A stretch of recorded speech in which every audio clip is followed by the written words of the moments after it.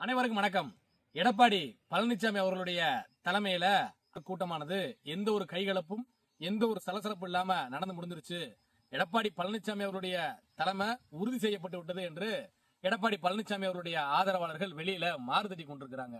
ஆனா உண்மையிலேயே அங்க நடந்தது என்ன அப்படின்னா, பல முன்னாள் அமைச்சர்கள் ஒருங்கிணைந்த அதிமுக வேண்டும் என்கின்ற குரலை எடப்பாடி பழனிசாமி அவர்களிடத்துல அந்த பொதுக்குழு துவங்குவதற்கு முன்பாக பேசியிருப்பதாகவும் சொல்லப்படுகிறது. அதே போல அந்த பொதுக்குழு நடைபெற்றுக் கொண்டிருக்கும் பொழுது ஒரு சில அழுத்தங்களின் காரணமாக இந்த முன்னாள் அமைச்சர்கள் பூரா எடப்பாடி பழனிசாமி அவர்களுடைய துதிய பாட வேண்டிய ஒரு சூழ்நிலை வந்திருக்கிறது. அந்த துதிய பாடும் பொழுது கூட ஒருங்கிணைந்த அதிமுக வேண்டும் என்கின்ற குரலை இந்த முன்னாள் அமைச்சர்கள் வலியுறுத்தி இருக்கிறாங்க. அதைத்தான் நம்ம முக்கியமா பார்க்கணும். மேலோட்டமா பாக்குறவங்களுக்கு 2026 அதிமுகவிற்கு முதலமைச்சர் வேட்பாளர், அதிமுக தலைமையில யார் வந்தாலும் ஏத்துக்கிறோம், இவரை முதலமைச்சர் வேட்பாளராக ஏற்றுக்கொண்டால் என்கின்ற நிலையில பேசி இருப்பதாக தெரியும். அதற்கு உள்ள இருக்கக்கூடிய உள்ள அர்த்தங்களை பார்த்தோம் அப்படின்னா, ஒருங்கிணைந்த அதிமுக வேண்டும் என்கின்ற குரலை அவங்க வலியுறுத்தி இருப்பாங்க.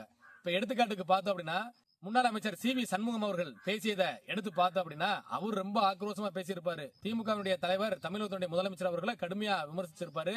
எடப்பாடி பழனிசாமியுடைய தலைமையில 2027 வெற்றி பெறும் சொல்லியிருப்பாரு. இதெல்லாம் ஆக்ரோஷமா பேசிட்டே வந்துட்டு கடைசியா ஒரு வார்த்தையை சொல்லுவாரு, நம்ம ஒற்றுமையோடு செயல்பட்டோம் அப்படின்னா 2026 நம்ம ஆட்சி அமைப்பது உறுதினு சொல்லுவாரு. இன்னைக்கு எடப்பாடி பழனிசாமியுடைய தலைமையில தான் அதிமுக இருக்கிறது.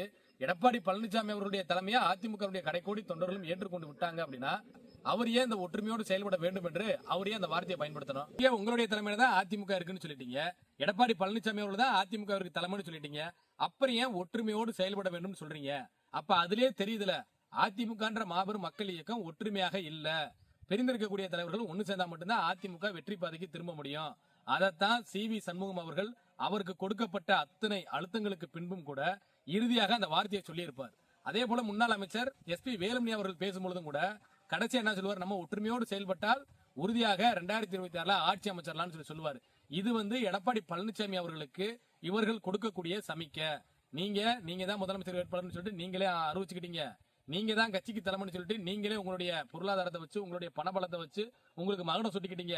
அதை வச்சு 2026 ஆட்சியை பிடித்து விட முடியாது. மக்களுடைய மனங்களை வென்றவர்கள் தான் தமிழ்நாட்டை ஆள முடியும், தொண்டர்களுடைய மனங்களை வென்றவர்கள் தான் அதிமுகவிற்கு தலைமையாக வர முடியும்.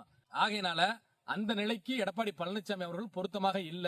ஒருங்கிணைந்த அதிமுக உருவாகி இதய தெய்வங்களுடைய ஆட்சியை அமைக்க வேண்டும், அதுதான் நம்மளுடைய இலக்குன்னு சொல்லிட்டு இந்த முன்னாள் அமைச்சர்கள் பூரா தங்களுக்கு கிடைத்த வாய்ப்புல இறுதியாக ஒரு அக்கண்ணாவை வச்சு பேசி இருப்பாங்க. இது எடப்பாடி பழனிசாமி அவர்களுக்குமே புரிஞ்சிருக்கும். இல்ல அப்படின்னா அண்ணன் செங்கோட்டையன் அவர்களை பேச விடாம தடுத்திருக்க மாட்டாரு.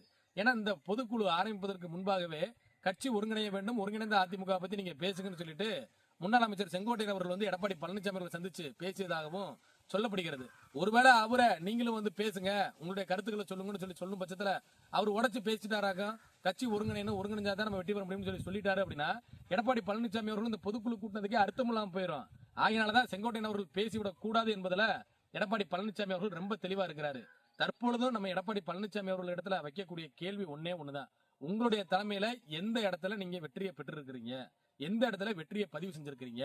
2021 காலகட்டத்து வரைக்கும் கழகத்தினுடைய ஒருங்கிணைப்பாளர்களை வச்சுதான் நீங்க உங்களுக்கான வாக்கு, அதாவது அதிமுகவிற்கான வாக்கவே தக்க வச்சீங்க. இன்னைக்கு கழகத்தினுடைய ஒருங்கிணைப்பாளர் அவர்களை நீங்க வெளியேற்றிய பின்பு நீங்கள் சந்தித்த உங்களுடைய தலைமையில சந்தித்த தேர்தலில் அதிமுக வாங்கிய வாக்குகள் என்ன? ஈரோடு கிழக்குல 16 சுற்றுகள் வரை நீங்க டெபாசிட் வாங்க போராடவில்லையா? விக்கிரவாண்டி இடைத்தேர்தலை பார்த்து புறமுதுக காட்டிட்டு ஓடவில்லையா? புறக்கணிக்கிறோம்னு சொல்லிட்டு நாடாளுமன்ற தேர்தலோடு விளவங்குடி இடைத்தேர்தல் நடந்த பொழுது வெறும் 5000 ஓட்டு வாங்கி அதிமுகவை அதால பாதாளத்துக்கு தள்ளவில்லையா? நடந்து முடிந்த நாடாளுமன்ற தேர்தலில் 7 நாடாளுமன்ற டெபாசிட் போய் அதிமுகவை கேவலப்படுத்தவில்லையா? இப்படி அத்தனை தேர்தல் தோல்விகளை சந்திச்ச எடப்பாடி பழனிசாமி அவர்கள் நீதிமன்றத்தில் என்ன பண்ணுவாரு, கட்சி வேஷ்டியை ஓபிஎஸ் கட்டக்கூடாது, கட்சி கொடியை ஓபிஎஸ் அவர்கள் பயன்படுத்தி விடக்கூடாது, கட்சியினுடைய சின்னத்தை ஓபிஎஸ் அவர்கள் பயன்படுத்தி விடக்கூடாது. இப்படி ஒவ்வொரு வழக்குகள் வாயிலாக தன்னுடைய நிதியை வச்சு நீதியை விலைக்கு வாங்கின எடப்பாடி பழனிசாமி அவர்களால மக்களுடைய மனங்களை வெல்ற முடிஞ்சா, மக்களுடைய ஆதரவை பெற முடிஞ்சா? அதைத்தான் நம்ம கேள்வியா கேட்கிறோம். இதே நிலை 2026 எடப்பாடி பழனிசாமி அவர்கள் தான் அதிமுக தலைமை, அவரு தான் முதலமைச்சர் வேட்பாளர்னு சொல்லிட்டு தேர்தல் களத்துக்கு போனோம் அப்படின்னா என்ன நடக்கும்? ஒண்ணும் நடக்காது. 7 நாடாளுமன்ற தொகுதியில எப்படி டெபாசிட் போச்சோ அதே மாதிரி 234 தொகுதியிலும் டெபாசிட் போகும். அதுதான் நடக்கும். இதை நினைச்சு பயந்துதான் முன்னாள் அமைச்சர்கள் பூரா என்ன சொல்றாங்க, கடைசியா ஒரு வார்த்தை, ஒருங்கிணைஞ்சு நம்ம வேலை பார்த்துடணும், ஒற்றுமையோடு நம்ம வேலை பார்த்துடணும், வேலை பார்த்தா நம்ம ஜெயிச்சிடலாம்னு சொல்றாங்க.